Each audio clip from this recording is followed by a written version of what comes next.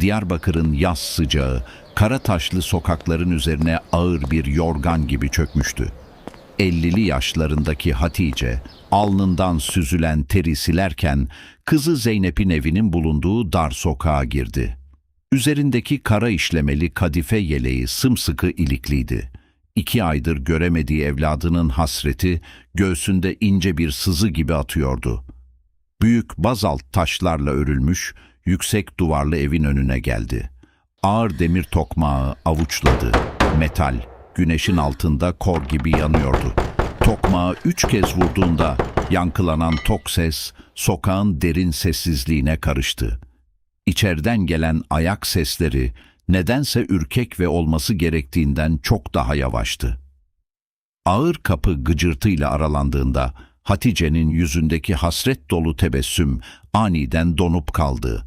Zeynep sadece 2 ay içinde yıllarca yaşlanmış, eski hayat dolu kız gitmiş yerine solgun bir gölge gelmişti. Yüzüne zoraki bir gülümseme yerleştirirken titreyen elleriyle solmuş yeşil entarisini sıktı. "Ana, hoş geldin," diye fısıldadı Zeynep. Sesi kurumuş, dipsiz bir kuyu gibiydi. Hatice bir adım atıp sarılmak için kollarını açtığında Zeynep gayri ihtiyari omzunu geriye çekti. Sanki görünmez bir darbeden sakınıyormuş gibi küçüldü.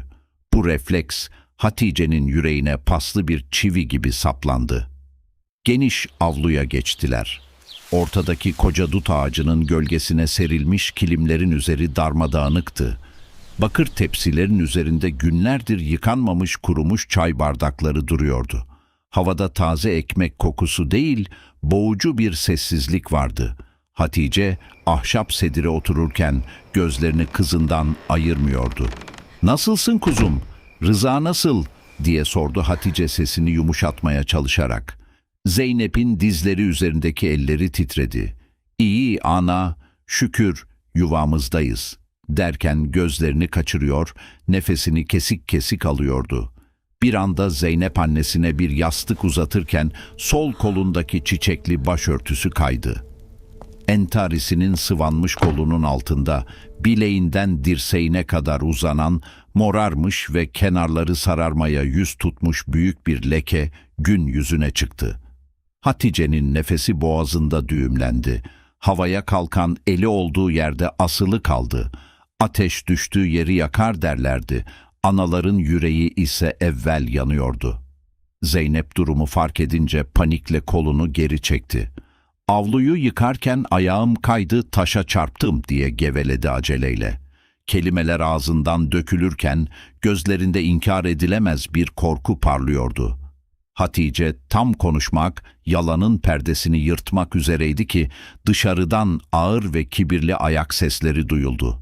Rıza geliyordu. Zeynep'in rengi o an kireç gibi oldu ve sedirde görünmez olmak istercesine büzüştü. Bu, taşa çarpan birinin değil, avcısını bekleyen bir kurbanın korkusuydu. Kapı büyük bir gürültüyle açıldı. Rıza, gri ceketinin önü açık, elindeki tesbihini şıkırdatarak avluya girdi. Kibir insanın sırtında ağır bir yüktü. Hatice'yi görünce adımları yavaşladı. "Vay Hatice ana, hangi rüzgar attı seni?"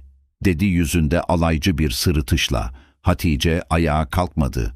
Bakışlarını bir ok gibi doğrudan Rıza'ya dikti. Eskiden hürmet dolu olan o gözler, şimdi yavrusunu koruyan bir aslanın tavizsiz bakışlarına dönüşmüştü. Kehribar tesbihin şıkırtısı, boğucu sessizliği bölen tek sesti. Rıza, gri ceketinin eteklerini savurarak Hatice'nin karşısındaki ahşap sedire kuruldu. Eskiden hürmetle başını eğen damat gitmiş, karısının ezilmişliğinden güç alan kibirli bir adam gelmişti. Zeynep ise annesiyle kocasının arasında rüzgarda kalmış kuru yaprak gibi titriyordu. Göğsü neredeyse hiç inip kalkmıyordu. "Rüzgar değil, anaların yüreğindeki sızı attı beni buralara," dedi Hatice. Sesi Diyarbakır'ın kara taşları kadar sertti. Bakışları Rıza'nın alaycı yüzünden ayrılmıyordu. Rıza tesbihini parmağına dolarken sırıtışını genişletti. "İyi etmişsin ana, lakin Zeynep sana iyi bakamamış, çaylar kurumuş tepsilerde. diyerek karısına zehir gibi bir bakış fırlattı. Zeynep omuzlarını içine çekti. Hatice, kızının korkudan sinmiş halini gördükçe göğsüne kaynar sular dökülüyordu. Elini dizine vurup çenesini dikleştirerek doğrudan konuya girdi. Zeynep'in kolundaki o koca morluk nedir Rıza? Avlu taşları ne zamandan beri insanın kolunda 5 parmağın izini bırakır oldu? Tesbihin şıkırtısı bıçak gibi kesildi. Rıza'nın sırıtışı silinmiş, yerini gölgeli bir öfke almıştı. Gözlerini kısarak kayınvalidesine doğru eğildi. "Senin kızın sakardır Hatice ana, gözünün önüne bakmaz, düşer. Bizim evimizin taşı serttir, merhamet etmez. Her düşenin hesabını taştan mı soracaksın?" Kelimelerin altındaki gizli tehdit, avluya buz gibi bir hava estirmişti. Zeynep, durumun felakete sürüklendiğini anlayınca panikle yerinden fırladı.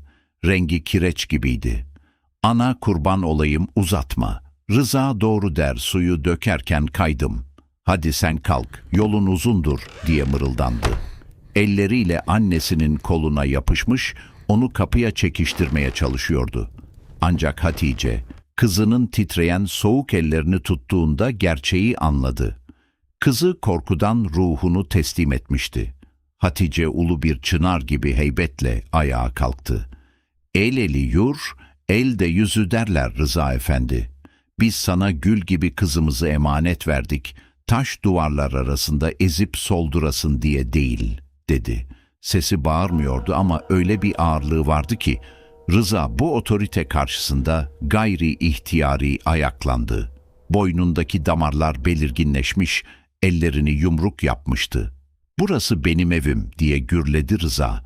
"Karımın ne giyeceğine, nereye basacağına ben karar veririm. Sen işime karışamazsın. Haddini bil, sonra da çek git." Yüzü öfkeden kıpkırmızı olmuştu. Bu hiddet karşısında Zeynep iki büklüm olup sedirin köşesine sığındı. Kollarını başının üzerine siper etti. Bu istemsiz refleks Hatice'nin dünyasını başına yıkmaya yetmişti. Hatice'nin yüz hatları gerildi, çenesi kilitlendi. "Kızımın canı senin o kara taşlarından ucuz değil," diye fısıldadı dişlerinin arasından. Ardından dehşet içindeki kızına dönüp kararlı bir sesle, "Zeynep," dedi, "toparlan yavrum, gidiyoruz." Zeynep, annesinin "gidiyoruz" sözü üzerine olduğu yere mıhlanmış gibi kaldı. Parmakları üzerinde oturduğu ahşap sedirin kenarına öylesine sıkı geçmişti ki, eklemleri bembeyaz kesilmişti. Bir yanda canından kanından olan, gözlerindeki şefkati zırh gibi kuşanan anası, diğer yanda ise gecelerini zindana çeviren kocası duruyordu. Nefes alamıyor, göğsü hızla inip kalkarken gözlerini avlunun sararmış taşlarından ayıramıyordu. Rıza, Hatice'nin resti karşısında afalladı. Ardından yüzündeki kibir yerini dizginlenemez bir öfkeye bıraktı. "Hiçbir yere gidemez," diye gürledi avluyu inleterek. Bir adım öne atılıp kapıya giden yolu etten bir duvar gibi kapattı. "O benim nikahlı karım. Bu kapıdan ancak kefeniyle çıkar. El aleme rezil mi edeceksiniz beni? Dulavrat damgası yediğinde o köye nasıl sığacaksınız?" Hatice, damadının bu tehditkar cüssesi karşısında bir milim bile geri adım atmadı. Göğsünü siper edip kızının önüne geçti. "Kuzgundan korkan darı ekmez Rıza Efendi," dedi. Sesi Diyarbakır'ın Karataşı kadar sertti. "Kızımın tabutunu omuzladığında mı acıyacak o el alem bize? Yürü Zeynep." Hatice, kızının morarmamış olan sağ kolundan şefkatle ama kararlı bir şekilde tuttu. Zeynep'in içi paramparçaydı. Annesinin sıcacık eli kolunu kavradığında yıllardır hissetmediği bir güven duygusu damarlarına sızdı. Yavaşça başını kaldırdı. Gözleri önce kocasının merhametsiz çehresine, ardından annesinin cesur yüzüne kaydı. Titreyen bacaklarına inat, derin bir nefes aldı ve solmuş yeşil entarisinin eteklerini toplayarak ayağa kalktı. Yüzündeki o ezik ifade yerini uyanışa bırakmıştı. Ana kız kapıya yöneldiğinde Rıza'nın öfkesi kontrolden çıktı. Hırsla dönüp ortadaki ahşap masanın üzerinde duran bakır tepsiye sert bir tekme savurdu. Tepsi büyük bir gürültüyle savrulup taş zemine çarptı. Üzerindeki kurumuş çay bardakları tuzla buz oldu. Cam kırıklarının yankısı avluda sürerken Hatice ağır tahta kapıyı açıp kızını dışarı çekti. Kapı arkalarından şiddetle kapandı. Sokağın taş döşeli dar yolunda yürümeye başladıklarında mahallenin sessizliği fısıltılara bıraktı yerini. Ahşap kepenklerin ardında beliren gölgeler ana kızı izliyordu. Zeynep utancından başını göğsüne eğmiş, yüzünü saklamaya çalışıyordu. Hatice ise başı dimdik, etraftaki delici bakışlara zerre boyun eğmeden, kızının elini bir an bile bırakmadan yürüyordu. Uzun bir yolculuğun ardından kendi köylerindeki eski kerpiç evin avlusuna vardılar. 65 yaşındaki Tahir, asmanın gölgesindeki sedirde oturmuş, elindeki tesbihi ağır ağır çekiyordu. Bahçe kapısının gıcırtısıyla başını çevirdi. Karısını ve omuzları çökmüş kızını gördüğünde gözleri irileşti.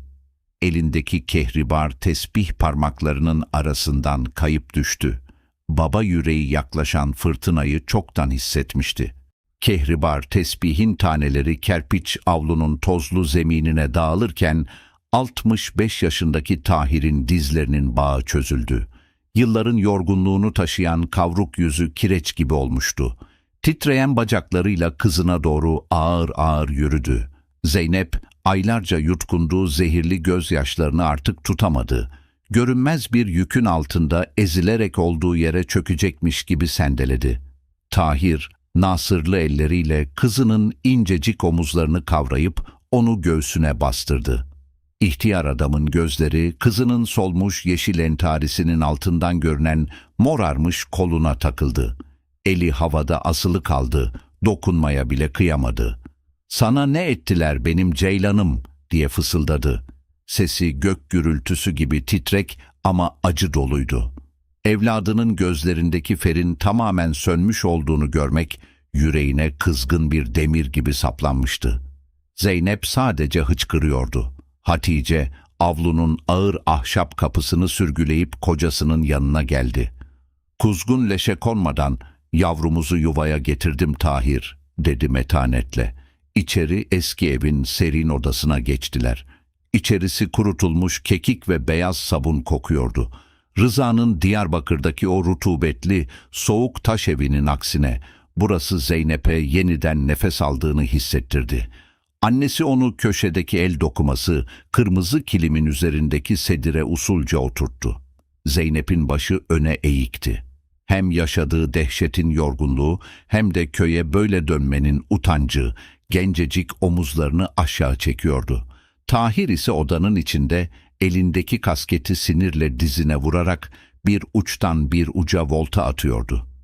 Tahir aniden durdu, boynundaki damarlar belirginleşmişti. "Biz gül gibi kızımızı o kör olası duvarlar arasında ezip soldursun diye mi verdik?" diye gürledi. Gönlünde koca bir yangın vardı. Bir yandan evladının çektiği eziyete yanıyor, diğer yandan köy yerinde el alemin ne diyeceği düşüncesiyle boğuşuyordu.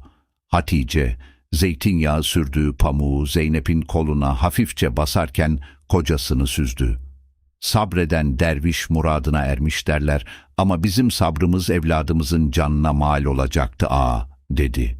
"Baba," diye mırıldandı Zeynep zar zor duyulan titrek bir sesle. "Eğer namusunuza leke getirdim derseniz ben çeker giderim buralardan. Yeter ki o adama geri vermeyin beni." Bu çaresiz yakarış, Tahir'in içindeki o "el alem ne der" diyen zehirli sesi kökünden söküp attı. Gidip kızının yanına oturdu. Onun buz gibi olmuş incecik ellerini avuçlarının arasına aldı. "Evladımın saçının tek bir teli, o el alemin 1000 lafından kıymetlidir. Bu evin kapısı sana ardına kadar açık. O soysuz bir daha gölgene bile değemez." Akşam çökmüş, gaz lambasının titrek sarı ışığı kerpiç duvarlarda uzun, karanlık gölgeler yaratmıştı. Dışarıda köyün köpekleri uzaktan uzağa havlıyordu. Zeynep yıllar sonra ilk kez kapının kilitli olduğundan emin, huzurlu bir şekilde uykuya dalmıştı. Ancak Tahir ve Hatice sedirde yan yana oturmuş, sessizce sobanın sönmüş ateşine bakıyorlardı. İkisi de çok iyi biliyordu ki, Rıza gibi kibrinden beslenen bir adam, karısının böyle çekip gitmesini asla hazmedemeyecekti. Asıl büyük fırtına daha yeni başlıyordu. Ertesi sabah köyün üzerine çiğ düşmüş, kerpiç evlerin bacalarından ince ince dumanlar tütmeye başlamıştı. Zeynep yıllar sonra ilk kez kendi evinin mutfağında bakır ibrikle ocakta çay demliyordu. Yüzündeki o kaskatı korku hafifçe dağılmış, yerini yorgun bir sükûnete bırakmıştı. Hatice, kızının hamur yoğuran zayıf, solgun ellerine bakarken sessizce şükrediyordu.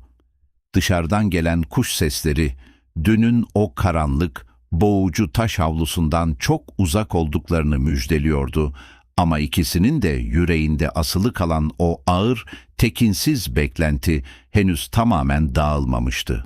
Öğleye doğru köyün tozlu yolunda siyah bir araba belirdi. Araç, yoldaki çukurları aldırmadan hızla yaklaşarak Tahir'in kerpiç evinin ağır ahşap kapısı önünde acı bir frenle durdu. İçerideki Zeynep, motor sesini duyduğu an elindeki tahta kaşığı yere düşürdü. Rengi saniyeler içinde kül gibi oldu. Hatice, kızının omuzlarını sıkıca kavrayıp onu pencerenin gerisine çekti. Dışarıda arabanın kapısı sertçe açıldı ve Rıza indi. Yüzünde dünkü o kontrolsüz öfke yoktu. Aksine son derece hesaplı ve sinsi bir sükûnete bürünmüştü. Rıza yalnız gelmemişti. Arabanın diğer kapısından köyün muhtarı Cemal Ağa ağır adımlarla indi. Rıza en saygılı damat maskesini takınmış, ceketinin düğmelerini ilikleyerek avlu kapısına doğru yürüdü. Niyeti belliydi. Meseleyi kendi başına kaba kuvvetle değil, el alem ne der silahıyla, mahalle baskısıyla çözüp Zeynep'i geri götürecekti. Tahir, asmanın altındaki sedirden ağır adımlarla kalkıp kapıya yöneldi. Sırtı dimdik, bakışları ise fırtına öncesi Karacadağ kadar puslu ve tavizsizdi. Ahşap kapı gıcırtıyla açıldığında Rıza iki büklüm olup kayınpederinin eline uzanmaya yeltendi. "Babam, ellerinden öperim, bir hatadır oldu, yuvamızı yıkmayasın," dedi sahte bir titremeyle. Tahir, nasırlı elini hızla geri çekip yumruk yaptı. Rıza'nın havada kalan eli adeta boşluğa çarptı. "O el, kızımın etinde morluk bıraktığı gün benim için kesilmiştir Rıza," dedi Tahir. Sesi tok ve kesindi. Muhtar Cemal araya girip bastonunu yere vurdu. "Tahir ağa, karı koca arasına girilmez. Köy yerinde dul kız saklamak, ateşi gömleğinde taşımaktır. İnat etme." Tahir'in gözlerinde şimşekler çaktı. Muhtara dönüp parmağıyla damadını işaret etti. "Ateş dediğin namustur muhtar. Benim kızım dul kalmıyor, cehennemden kurtuluyor. Biz evladımızı sokakta bulmadık ki bir itin önüne kemik diye atalım," diye kükredi.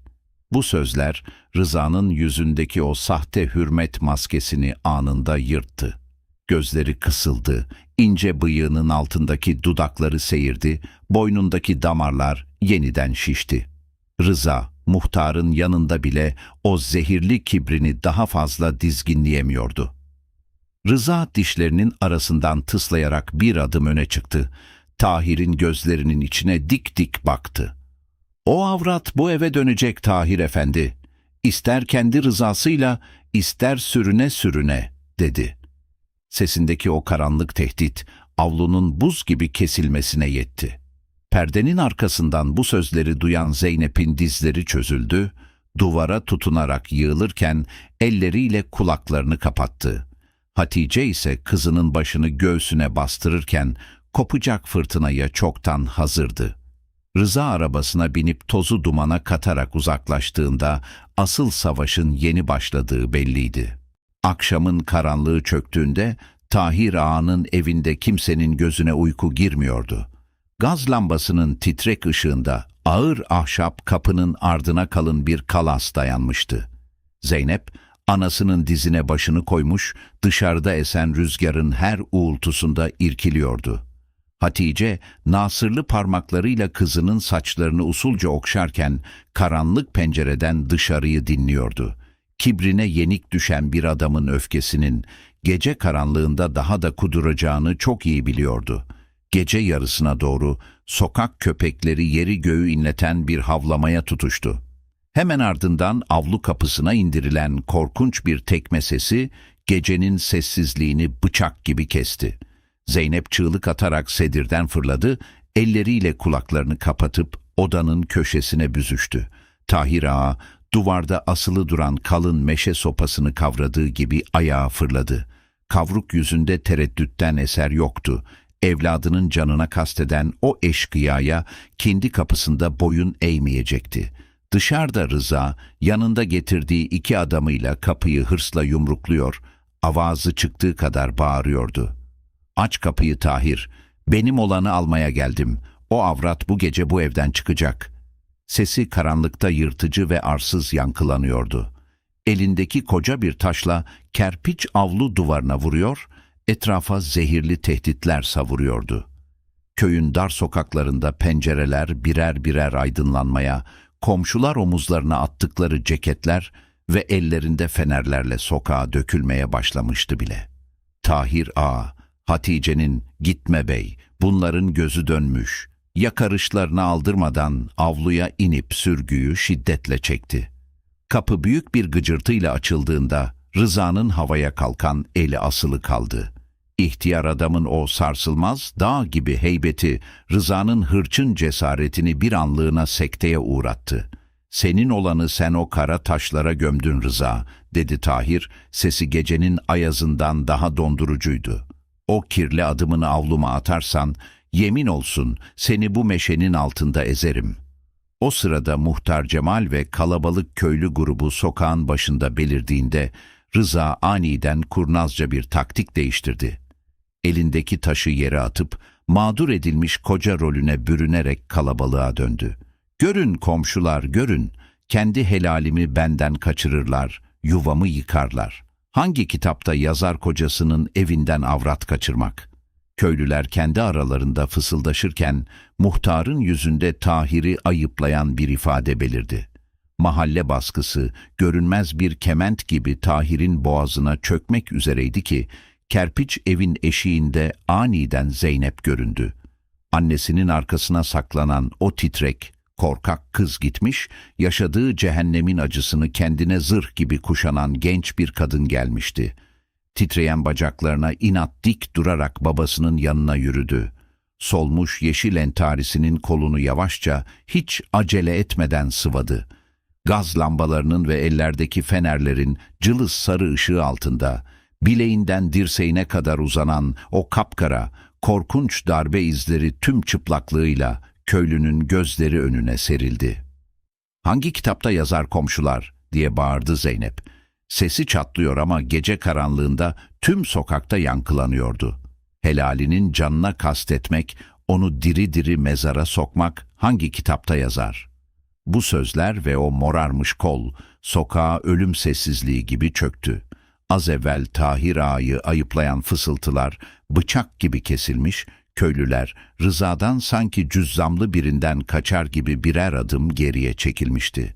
Rıza'nın yüzündeki o sahte mağduriyet maskesi anında düşmüş, yerini köşeye sıkışmış, çaresiz bir kurdun paniği almıştı. Sokağı saran dondurucu sessizlik, Muhtar Cemal'in bastonunun tok sesiyle kırıldı.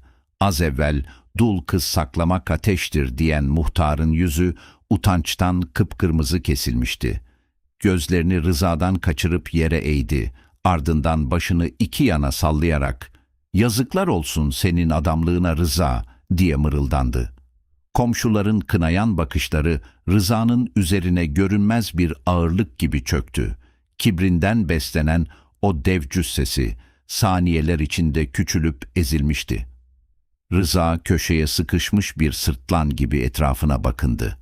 Ağzını açıp bir şeyler gevelemeye, kendini haklı çıkarmaya çalıştı ama kelimeler boğazında düğümlendi. İki adamı bile başlarını öne eğip ondan bir adım uzaklaşmıştı. Tahir Ağa elindeki kalın meşe sopasını yere dayayıp bir dağ gibi kızının arkasında duruyordu. "Şimdi al o sahte mağduriyetini de o karanlık taş evine dön Rıza Efendi," dedi Tahir. Sesi gecenin ayazını yarıp geçiyordu. "Bu köyde ne sana verecek kızımız, ne de senin zulmüne eğecek başımız var."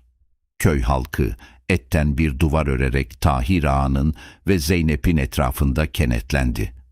Rıza, bu sessiz ama yıkıcı mahalle baskısı karşısında tamamen mağlup olmuştu. Öfkeden titreyen elleriyle ceketinin yakasını çekiştirdi. Gözlerini kaçırarak siyah arabasına doğru geri geri adımlar attı. Arabanın kapısını hızla çarpıp motoru çalıştırdığında tekerlekler köyün tozlu yolunda acı bir çığlık kopardı. Karanlığın içinde kaybolup giden sadece arabası değildi. Kibri, itibarı ve sahte gururu da o toz bulutunun içinde yok olup gitmişti. Arabanın kırmızı stop lambaları gecenin karanlığında kaybolduğu an Zeynep'in dizlerindeki o son direniş gücü de tükendi. Olduğu yere yığılacakken anası Hatice onu sımsıkı sardı. Aylardır göz pınarlarında kuruyan yaşlar şimdi bir sel gibi boşanıyordu. Ama bu kez korkudan değil, yıllar sonra gelen derin bir özgürlük hissindendi. Hatice kızının saçlarını okşarken "Bitti yavrum, geçti, kuzgun leşini bulamadı," diye fısıldadı. Etraftaki komşular başları önde ana kızın bu hüzünlü kucaklaşmasına sessizce şahitlik ediyordu. Aradan geçen birkaç ayın ardından kışın o sert ayazı yerini ilkbaharın ılık güneşine bırakmıştı.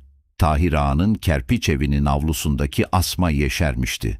Zeynep, üzerinde açık mavi, tertemiz bir entariyle elindeki bakır ibrikten saksıdaki fesleğenlere su döküyordu. Yüzündeki o solgun, kaskatı ifade tamamen silinmiş, yerine taze bir fidan gibi yeniden hayata tutunan, huzurlu bir tebessüm yerleşmişti. Gözlerindeki fer geri gelmişti.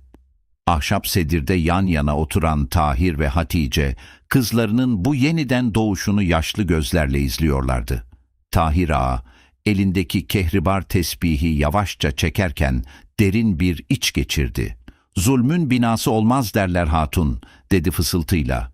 "Kul hakkına, emanete hıyanet edenin ocağı er geç söner. Biz sabrettik, evladımıza siper olduk. Allah da bize bu baharı gösterdi." Hatice başını onaylayarak sallarken avluda taze fesleğen kokusu rüzgarla birlikte uçuşuyordu. Hayatta bazen en büyük sınavlarımız, en yakınlarımızın, el alemin ne der korkusunun ardına saklanmasıyla başlar. Ancak bir annenin cesareti ve bir babanın evladına arka çıkması, en kalın taş duvarları bile yıkmaya yeter. Sessiz kalmayın, haksızlığa uğrayanın sesi olun. Bu hikayemiz yüreğinize dokunduysa ve böyle gerçek hayattan alınma ibretlik Anadolu hikayelerinin devamını görmek isterseniz kanalımıza abone olmayı ve videomuzu beğenmeyi unutmayın. Sağlıcakla kalın.